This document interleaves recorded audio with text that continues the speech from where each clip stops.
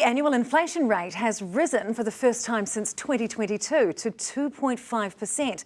That's up from 2.2% in the previous quarter. It's the third time in a row the rate has remained within the Reserve Bank's target band between 1% and 3%. But as Zane Small reports, today's data predates Trump's trade tariff turmoil. Taking shelter from the howling winds, Auckland's Westmere Butchery was jam-packed with customers today, stocking up for Easter weekend. There we go, you have a great Easter. Thank you very much. Thank you. But the price of these cuts is going up.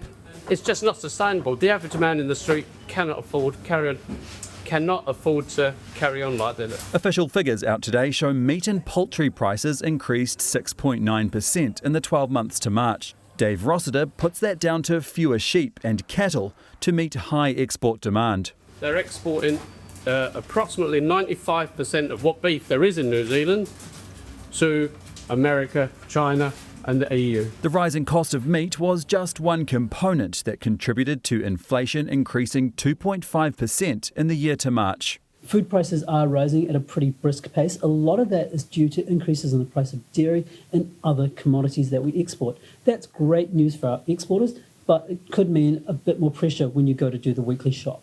The largest contributors to inflation were rent up 3.7% and local council rates up 12.2%. Both are examples of non-tradables, goods and services not influenced by foreign markets, otherwise known as domestic inflation. The domestic inflation rate was 4%. That rise in domestic inflation is partly driven by a 22.6% increase in tertiary costs, but that's considered to be a one-off because it's been attributed to the government changing the fees-free policy from the first year of study to the final year.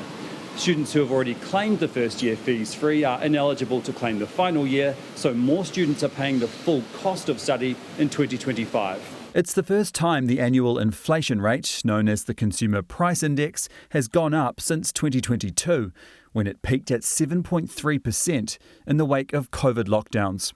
But at 2.5%, the inflation rate is within the Reserve Bank's target band. We've had a weak economy for some time. Many of the prices that we focus on have been easing off. Inflation was offset by lower petrol prices, down 2.8% in the year to March. It's considered a tradable that is influenced by foreign markets. But speaking of foreign markets, today's data predates the event that caused turmoil across the world: Donald Trump's trade tariff announcement.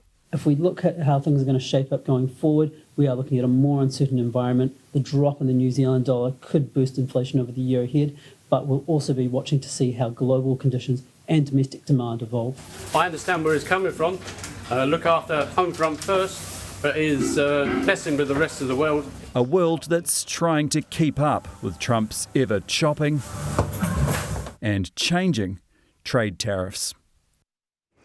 So, Zane, could this bump in inflation spook the Reserve Bank?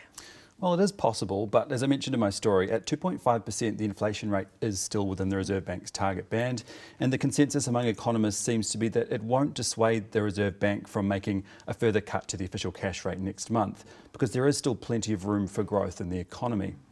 But Infometrics has published an analysis saying emerging inflation pressures may raise some concerns, particularly with the effects of the ongoing trade tariff disputes yet to be fully understood.